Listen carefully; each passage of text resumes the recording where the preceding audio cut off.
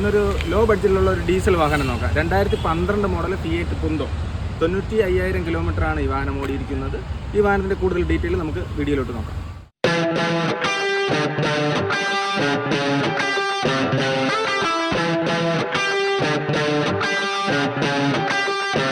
Features നോക്കുമ്പോൾ AC, power steering, power Windows, air bag, ABS, alloy wheels തുടങ്ങിയ features എല്ലാം വരുന്നുണ്ട്.